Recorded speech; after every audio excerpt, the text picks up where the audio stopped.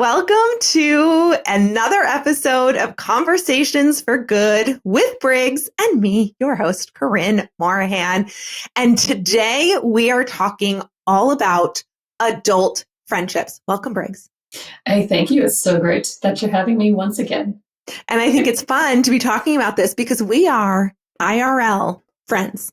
I was thinking about it. We met a very long time ago in 2007. So we're like approaching our 20 year friend mark. Yeah, it's pretty exciting. And it just gets better and better, as do we. This is true. This is absolutely true. And what I think is so great about that is that we became friends as adults. Yes, right. Yeah, you were older than me. As you continue to be. But I remember you saying at the time, because I think we're 3 years apart, right? Roughly. And I remember you saying at the time that you were surprised by how mature I was, even though I was so young. So young. And I was now. so what's the word? Gratified Flattered by that. Yes. Flattered, yes. Well, in the words of a wise friend of mine, which was you, how did you get so old so quickly? Exactly. These years have really flown by, but it's such a great topic of conversation. And I have to say, so I put a question box on my Instagram stories, and in the almost 6 years that I've been running that account, I have never gotten as many responses from a question box as I did when I put one up about friendship. And that is saying a lot because engagement has tanked over these past few years.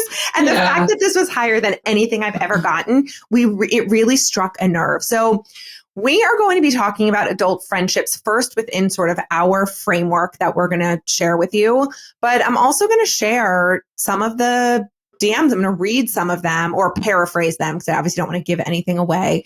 But just so that anyone who's listening to this doesn't feel alone and feels like these are all very normal, natural things that are happening. I think the big theme that you and I were talking about before we hit record was the loss of friendship through the years. Does that seem to be the theme that you pulled out from these DMs? Yeah, definitely. And I feel like that is the most emotional topic to cover, right? Because it is so hard to lose a friend by choice or by their omission, right? By them kind of letting you go, and then you wonder why, and do you reach out or not, or you just let it happen, and so many questions. And I think it's one of those things that is sort of new to us in this stage of life to a degree, right? I think in high school and college, it has a very different feel to it, right? It's either like the mean girl thing where you're purposely excluded, or it doesn't really happen that much. Things just, ebb and flow. But now it's like this more, purposeful and thoughtful process, which can be very, painful, I think. No, it's interesting because I feel like, right, when people are being mean to you in middle school and high school, like my mom used to always say, and I feel like I say it to my kids, like, they're just jealous of you, or right. Like it's about them, which it often is, but it's harder to take it less personally when you're older and you do have friendships that you've had for years and years and years. And I think you and I both have had to let some friendships go, which we'll be talking about, but also we've been let go by some friends. And that's hard. It's a hard pill to swallow because you feel like, if you're self-evolved at all, you do want to take a critical look at yourself and say, like, could I have done better? Are there things that I could have changed about this? And I think it is hard. It is hard. Although I don't think I do that. Well, you will after today, Briggs. But that was one of the things I wanted to mention is that I feel like when you're younger, elementary, high school, college, you're figuring out what friendship is like, what you should do, what kinds of things will upset people, right? And you start to kind of you amend your behavior and what you can and cannot say throughout time, right? Based on people's responses. And then nowadays, I'm like, this is kind of who I am. I don't know if I'm going to, change my priorities, or this is something that a lot of the DMs said too, or, become someone different, or be okay with you crossing my boundaries nowadays. Right now, it's just like, well, if you don't want to make the effort to see me, or you're going to continue to say or do things that hurt my feelings, I'm done. Yeah. Yep. Absolutely. And I think I know I agree with all that. I think sort of the piece of this, though, on the other side is looking at where our behavior, which is just who we are, might to someone else be a crossing of their boundary. Mm-hmm. And so the reflection is not what can I do differently? Because if I am comfortable with my choices, but it just is to give you a little bit of clarity of like, perhaps this is the thing. I still feel good about that choice. I'm not going to change it because I'm not going to compromise my boundary, but knowing that me holding my boundary means that this person feels that their boundary is crossed. So it's no longer an alignment of friendship. Yes, right. Yeah, I think that's very well said. So in as much as you and I could talk for the entire episode about anything really, random friendship thoughts, right? We did think, actually, I believe, had the idea of applying our 4-step organizing framework to thinking through friendship. Because again, as much as we do just want to talk, we also actually want these episodes to be helpful. We do want you, dear listener, to learn something and be able to implement some action steps should you choose. So as a reminder, my 4-step framework to get organized is mindset, purge, organize, and reset.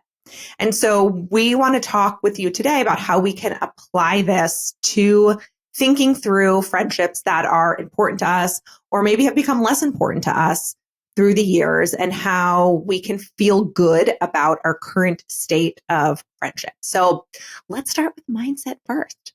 I think the first piece of this is the older we get, the more precious our time gets, both because we are aware of it running out, but also we have important priorities now, right? For those of us who have partners and kids and job responsibilities, we just don't have as much time. And so we become a lot more discerning. So I think that is a piece of it. You know, what you were alluding to, Briggs, is sort of this clarity and confidence in who we are and really anchoring into that and what we are willing and not willing to do. And when we are bringing this level of awareness to thinking about friendships, we're like, okay, two things can be true at once. It can be sad that I have to let this person go or they let me go. And it's the right thing that had to happen because of where we are in our lives and who we are. And it can be really hard to end a friendship for someone that you really, really loved. But the same way we are who we are, other people are also. And if we've expressed to them a boundary that we have, or we've tried to sort of assert the way that we need to be in a friendship and they're not respecting it, it is up to us to decide if we are willing to let this person compromise a boundary or just say, nope, this is not where I am in my life. And I'm not going to stay in this relationship. Yeah, no, I think that's exactly right. I think that's a really good way to just talk a little bit about your mindset and kind of frame what decisions you're going to make regarding friends in a way that aligns with, what's important and not important to you. Yeah. So that leads us into the second step, which is purging, which sounds really bad. We're purging our friendships. But I think a lot of the comments that we got were around this idea of not just drifting apart because of time and space. And there was some lamenting of that, but it really seemed more like this deliberate letting go of friendships that feel toxic and feel one-sided. And the importance of wrapping your mindset around it is not that it makes it any less sad, because we're allowed to feel sad about letting go of a friend or being let go, but just acknowledging that it is the right thing to do. And when you've really gotten some clarity around that, it makes the decision that much clearer, even if it still feels really hard. Mm-hmm. Yeah. And I think part of it too is that each person has their own, set of reasons to either get rid of a friendship entirely, or as a former colleague of mine taught me, what she was going through with friends, this was 20 years ago, was to kind of have like an A list and a B list. So it's like you kind of demote a friend in your head, someone who's not quite, where you want to be. You don't really want to reach out to them anymore, but you also don't feel like they've really, gone all the way and crossed all these boundaries for you. And so you just kind of respond a little less, or, just kind of slowly do a little bit less. You don't want them out of your life necessarily. And I think this is especially true if they're a part of a group of friends that you're in. You don't want to not be in the group anymore, right? But you also don't really want to be around this person as much. So finding sort of a B list instead. And then the other point I wanted to make was this, like, the reasons for moving on from a friend can be very different for me than they might be for you, right? So, like, for example, my mom told me that she has moved on from friendships because they were always late. And it drove her crazy. She was saying, like, my time is just as valuable as your time. Why is it that I'm always on time and you're 20 or 30 minutes late? That just tells me that you're not valuing my time like I value yours. Whereas the folks who are always late would never think to let go of a friend for that reason, right?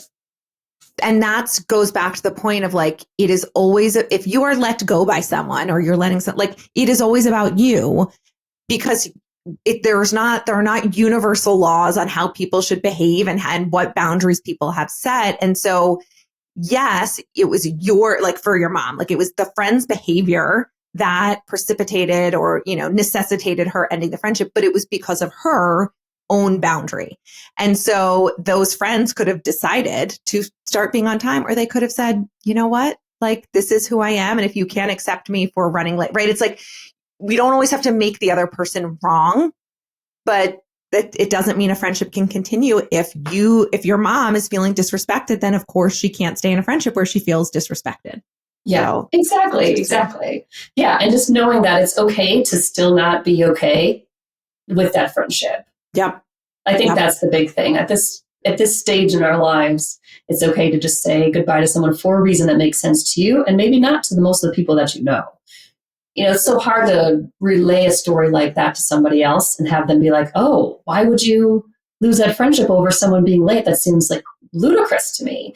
And then you start second guessing and like, oh, I really shouldn't have, you're right. But you have to be, confident in your choice. Like, this is just who I am. And I can't handle it anymore. It makes me so upset every time, or, whatever this situation may be. Yeah, no, it's so true. It's absolutely such a great point. So the next step is organizing. And I feel like these two steps we're kind of going to bounce back and forth, because some of organizing is also a little bit of purging our friendships. But organizing our friendships is really this idea of prioritizing and scheduling it in, like making time for it, and who are you going to prioritize. And I feel like through the years, this can change a bit in some ways, and in other ways, not so much. Like, we're very much in the raising our kids era, right? So a lot of our friendships may be centered around some of that. Whereas, like, our friendships from back in the day, and you and I think we're both really good friends, and not just to each other, right? I think we really both value each other's friendship, but we have other really good friends that value our friendship. So I think we know what it is to be a good friend and to have a good friend and to show up for good friends.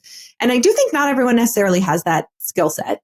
So I think that is a piece of it. But even still, friendships have changed through the years. So at the time of recording this, I just got back from a long weekend with two of my college friends and our families. And they were two of my very best friends in college. They're still two of my closest friends. They were bridesmaids in my wedding. We've been friends for so many years. And I very rarely talk to each of them, and I very rarely see them, but we make it a priority to get together with our families once a year, which is so, so fun. So are they any less of a priority to me than my friends who I'm friends with now, who have kids, who have become my really good friends and I see daily? No, but just the logistics of our life is such that it's just much easier for me to talk to and see my friends who live locally to me and where we have kids the same age. So there is this idea of prioritizing, but also making sure you are doing that scheduling in of these friends that are important to you. Otherwise, how do you maintain those friendships? Like, if you're not prioritizing talking on the phone or going to visit each other, even if it's not annually, but just enough where you're showing that person that they are a priority to you and vice versa, it can be really hard to hold on to those friendships long term. Yeah, absolutely. And it's really hard to continue to do those kinds of things, right? To make the priority and make the trip happen. It's so many back and forth. And then you know, sometimes it doesn't work out. And then you're you're frustrated and those sorts of things. And I think it's so interesting how like the closeness of your relationship isn't necessarily reflected in how much time you're spending with that person, right? Because they're so far away, or they have this completely different schedule than you, or they just operate very differently. And so you just can't, like, I would like to see you once a month. Well, I can't do that. I can only see you every few months based because of this, whatever it is. And that can be a sticky point too, I think. Yeah, for sure. So I want to share 2 stories for me, very personal, 2 friendships because I think it's, I always share very specific examples. I feel like they're super helpful, like the example you just gave with your mom. So I had one friendship that I had to end completely. And it was similar, not about being late, but similar to, your mom's feeling like I was very much disrespected, feeling like I was giving so much more to this other person than they were giving back to me. And I did try to have conversations with them, and it started feeling very manipulative and almost like being gaslit. And I was like, there's no amount of conversations that is going to transform this into a sustainable relationship for me. So I had to completely cut off ties altogether, like no anything. And that is really hard. And I did second guess myself, because when you're in that situation, you've loved someone and they have been a good friend to you in certain ways, it can feel really hard to end something like that. And I still think about it sometimes. Obviously, I'm talking about it on the podcast, but I also know that whenever I was with that friend towards the end, before I ended it, I always felt badly. I always felt badly about myself. I felt like I wasn't doing enough. I wasn't I wasn't saying the right things. And I'm like, this is not, I know what good friendship is, and this isn't it. But alternatively, I had another friend that I was also starting to feel like this friend wanted more from me than I could possibly give. They had unrealistic expectations of what I could be in friendship to them. And I had a very tough conversation with her. And actually, we were able to redefine what our friendship looks like. Like this one had a good ending, but I was ready to let it go, even though it was very painful. Because again, I wasn't feeling good. I was feeling like almost smothered, and like I can't be the person you want me to be. I can't show up as that friend.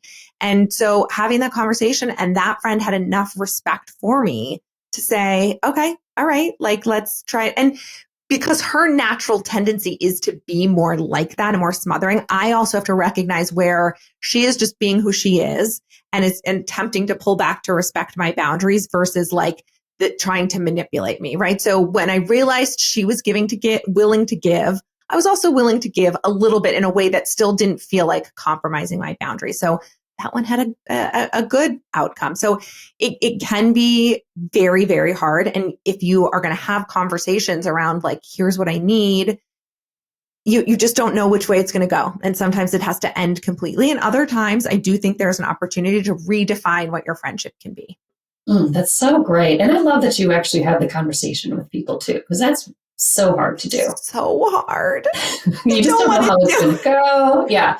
I mean, it kind of goes back to, our conversation back in July, right? We were talking about our partnership and how, when you approach something where you feel like someone crossed a line with you, you never know how they're going to respond back.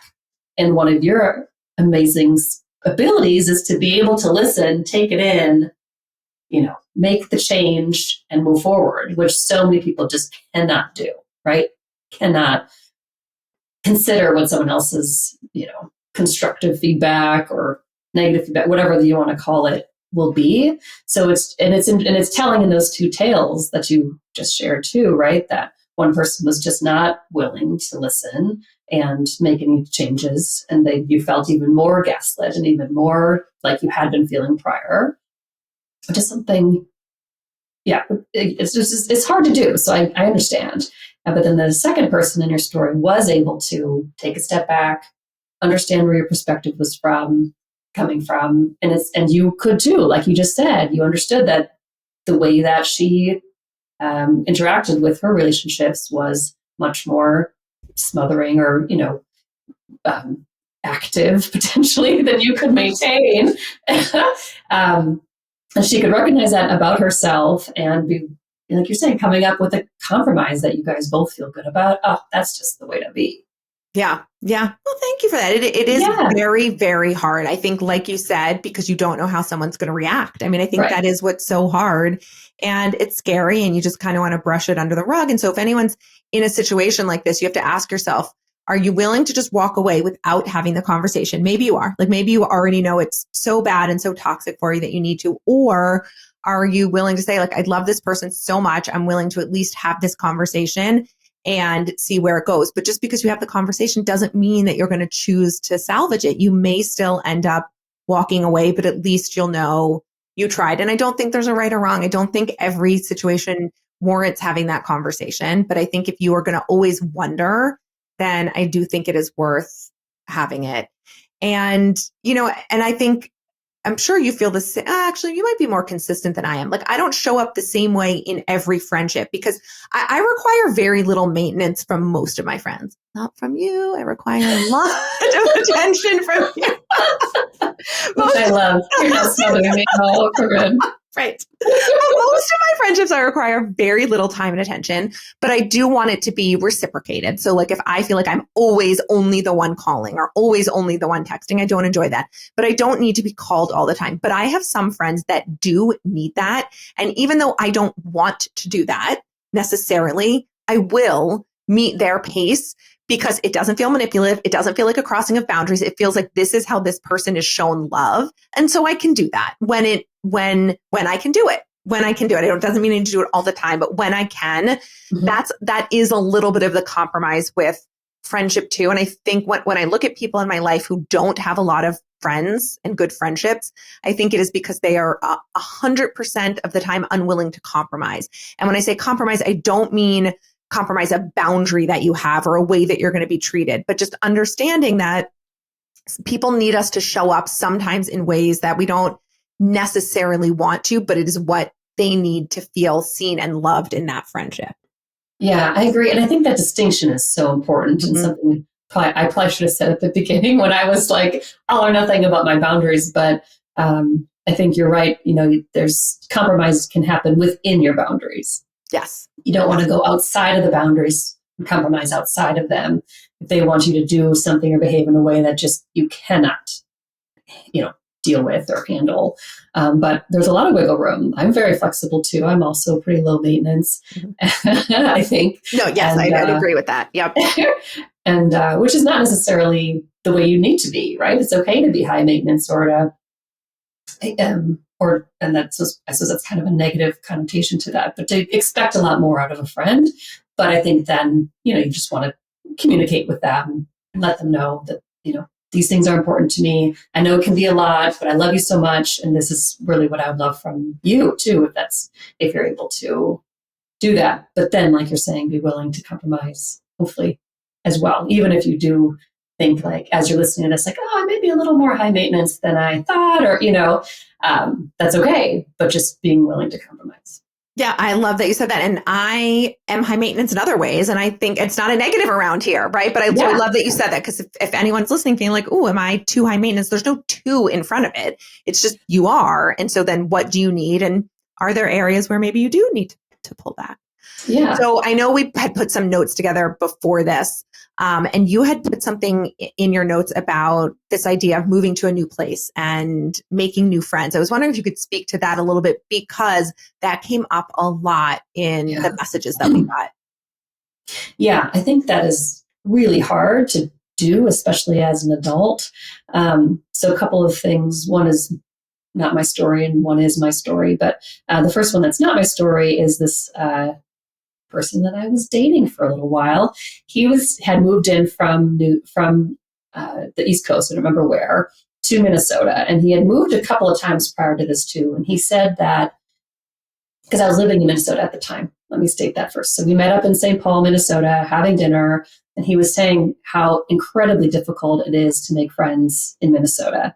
And I said, oh, that's so interesting. I wouldn't think that, it's Minnesota nice. We're supposed to be so friendly. He's like, oh, you guys are very, very nice on the surface level, but you cannot break in. And I reflected on my own experience too. And it's true. I have a really close group of high school friends. we don't have other people in the group. It's just us. No one else can come into the group, right? Like these are us. We have this 8 of us and we get together and we're very close. And so moving into somewhere like Minnesota, it's very, I think, insular might be the right word. People are already set in their friendships. That can be really hard. And then after that, I moved out here with my now husband to the Washington, D.C. area. And I found it hard too, actually, to find friends. Perhaps not as hard as one might being new in Minnesota, but what made it easier, well, one, I made friends with coworkers, right? So you start to kind of hang out with coworkers. But I found that a lot of times the only thing you have in common with coworkers is your work. Because once you quit the job and move on, it's almost like, I don't know what else to talk to you about, right? I feel like that's not everyone, but many of my work friendships, like after I've moved on or they moved on, it's like, oh, I don't know. Or, I'd like to keep it up, but not much more to talk about. But then what I wanted to say too is like, once you have kids, then you've got this huge community that just comes out of the woodwork somehow. And then your commonality is your kids and what age they are, right? Because there's so much to talk about. I remember I came up with this whole routine for myself when I would meet up with a new friend with our, young kids. Like, okay, I got to talk to them about how their kid is eating, how their kid is sleeping, and how their kid is, managing their behavior. So I had these 3 questions I always asked because it seemed like those are the things that we talked about the most, most of the time when they were really little. And now, of course, the conversation topics have changed, but still remain the same. Most of my friends have kids my kids' age, and most of what we talk about is them. Yeah. It's just there's so much to say. There's so much to say. It's so true. No, it's so true. Yeah. So, all right, let's talk about the 4th step in the process, and then let's get into some of these DMs we got. So we talked about getting our mindset right. We talked about this idea of purging friendships and then organizing them in terms of like prioritizing and really putting some friends into buckets, right? Like the friends that we have because of our kids being the same age and the friends that we had from our younger years. And then there's this idea of resetting, which is really this friendship maintenance and checking in with friends to see if they are getting what they need from you. And again, that could be such a hard, awkward conversation to have. I had a conversation like that recently with another friend. Man, I've had a lot of friend conversations because I felt like I could tell I was not giving her what she needed. And as a result, I felt like she was being very rude back to me. And so rather than just focusing on the rude tone that I felt like she was giving me, I was like, all right, this is an opportunity for me to just ask, like, what's going on here? And it was a very interesting, hard conversation. But she was like, I feel like you are not validating the things that I have going on. I was like, it's so interesting because my way of validating is offering advice. Hello, if you listen to this podcast, do you see anything I do with work? Like, that's very much what I do, right? I'm a coach. I'm like a life coach, an organizing coach, a business coach. And so I feel like if I am taking time and energy out to give you advice, that's like my highest form of love. But she was not at all feeling that it was just like, it was so interesting how what she was feeling of like complete invalidation and, lack of support was the exact opposite of what I was trying to give. Right. And I was like, this is super, super interesting. But had I not checked in on the friendship, and she's a friend that I love so much that I was never going to just not be friends with her. Like it was a friendship that I was never going to declutter ever. It's not that type of thing. Right. But I was like, could I just let this go?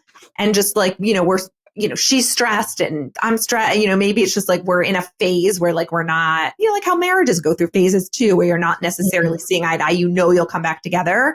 So for a while, it was just like that. I was like, no, let me just check in.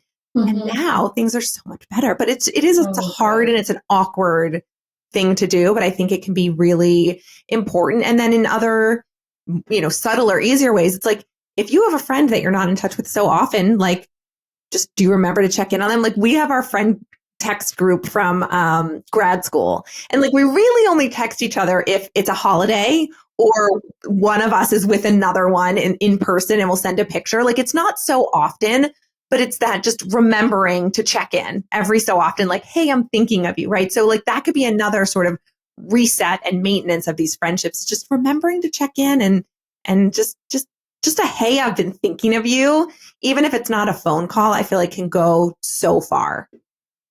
Yeah, I think so too. I think that's really nice too. And it's nice to, like, it seems to kind of fit the bill with that group, right? Like, it's, you don't have to be doing more. No one's upset or not, it's just, this is where we're at right now. And we all live in different places. And it's just nice to, I'm thinking of you kind of thing. And that does feel good. And yeah, I think and figuring out what people need from you and not can sometimes be tricky. So having the conversation is great. But also just, I guess like you're saying, like being aware, because sometimes it's hard to know if someone has hurt feelings or not. Like you're saying, you want to reach out and check in with somebody, but you don't always know that they need to be checked in with. And if they don't tell you, right? And it's a big part of our culture, I think, is to just not say anything when we're hurt or upset by something. Yeah, right. So yes, it's such a good point. And that's why, like, we also, in addition to checking in, also need to say something if we're feeling unsupported in our friendship, right? Because how is the person going to know? They might think they're doing everything right and they would have no idea what they're doing wrong. And you want to at least give them an opportunity to prove to you that they care or that they don't, right? Mm-hmm. Like either way. Yeah. So. Yeah, I think so. Did you want to do the DMs? Yeah, I mean, I don't want to read them only because I told people that I wouldn't, and I don't want to go back on that. So I'm just looking them over and just pulling out some themes about, one of the big themes is people who were recovering people pleasers and have set up new boundaries and then realize that they did lose friendships by stepping into their power and stepping up boundaries. So it's like, you actually do prove what you suspected, which is people are there because like they can walk all over you and take advantage of you. And that's so hard. And yay for you for creating that boundary. Yes, exactly. Because that's very hard to do. Absolutely. I mean, if you're, used to pleasing people, and that is the characteristic that you're bringing into a relationship, it's just incredibly hard to go backwards on that and become someone who is no longer going to do what they need you to do. That's a big step. So yeah, I'm very, all the stories that talked about that, I was really proud of them for doing that. Yeah. Yeah. Another thing that came up a bunch was infertility and IVF, and actually people on both sides of the spectrum feeling like they've lost friendships because they either had friends, they themselves were going through infertility and they felt like their friends' lack of just understanding or feeling alienated. They felt like they had to end friendships. And people on the other side of it also acknowledging that they had been let go of friendships for not saying the right thing or doing the right thing. I think that's, I have no words of wisdom to share there other than I think it's helpful to know that has been a thing that has hurt some friendships. And I think that's really, really tough.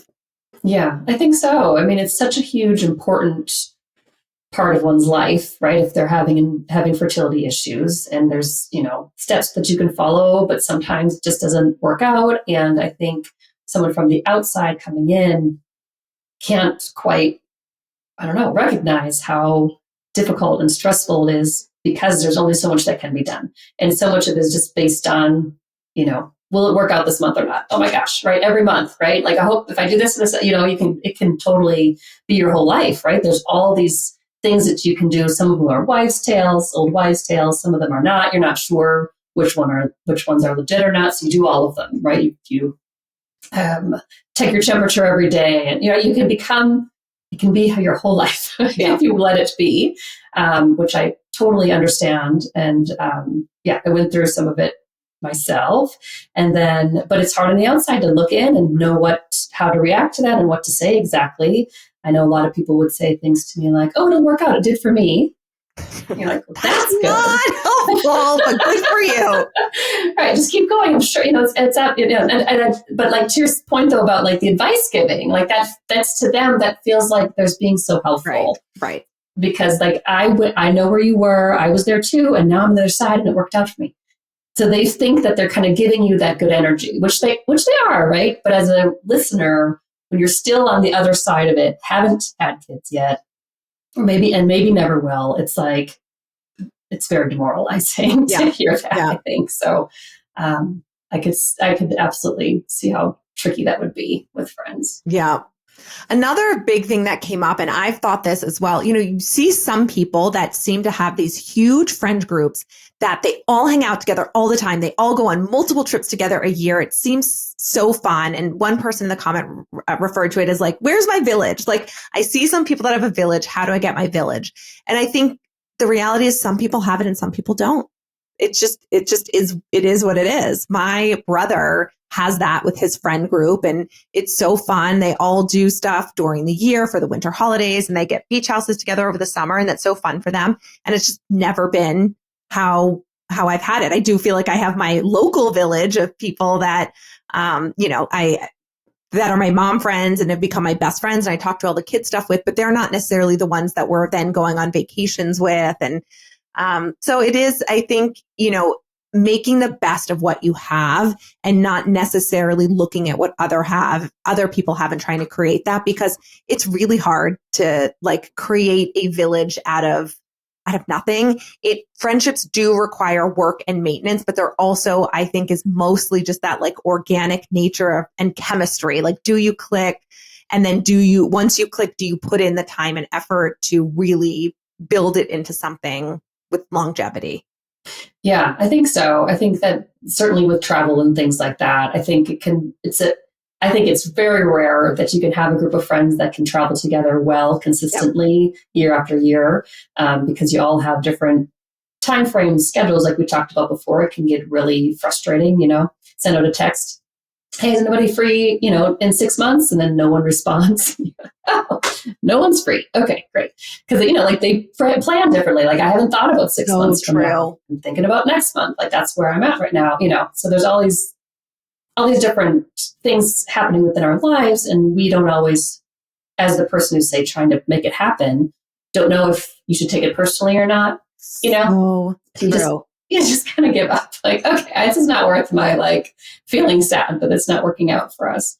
But the other thing I would say too is that I know for me, I tend to not be the one to reach out as much. I kind of, people reach out to me and then I respond quickly and we make things happen. I'm very reliable and on it, but I don't often think to like reach out to someone to say, hey, I haven't seen you in a while. I mean, a little bit like we were talking about from before, but like with you, I set up a date with you. I had this plan when I was in grad school. Once a month, I was going to ask somebody new to go to lunch with me, to like make an effort to create some relationships. So I did that with you. I did it with, 6 or 9 other people. I don't remember. And it was great. So like maybe taking some steps to reach out to one person at a time, someone that you really love, right? When I'm in a group of new people, I'm kind of scoping it out, like who here seems to have my values? Who here do I really feel good around? And then I ever so slowly, try to work my way into their lives. Well, look how well it worked. But I actually love that. I think it's a good note to end on because, so much of what was in the DMs was about friendships lost, which are very sad. But I think the other sort of underpinning of that was loneliness, people feeling like they wanted more friendships. Mm-hmm. And friendships take time and effort to build. But if you don't take the first step, then it's never going to happen. So I love that. So if anyone listening feels like there's anyone in their community or in their world that they've been like, oh, I'd love to go out for coffee with this person or grab a quick breakfast for them, just do it. Shoot your shot. The worst that happens is they say no, and then you feel a little bit embarrassed, but you also don't know what that no could be about. They could have like a crazy work schedule. Like you just don't know what is going on in people's worlds for them to say no.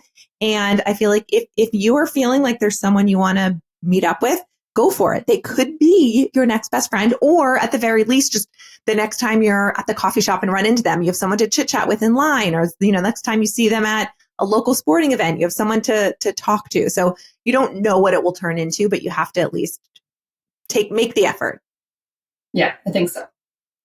All right, friends. So our big takeaway is really thinking about how this 4-step framework can help you think through adult friendships, mindset, purge, organize, and reset. But ultimately, the real takeaway is you're not alone. Whatever you're going through, it seems like all of us women are going through it in this phase of life. And, I'll leave everyone on this note. There was one DM that said she had lost touch with one of her friends from her youth who she absolutely loved. And they had gone almost 30 years without being friends. And then when their life circumstances changed and they had time for more friendships, they came back together, and it was like no time at all had passed. And I think that is a very hopeful story to end on. Yeah, I love that. All right, friend, go make it a great day.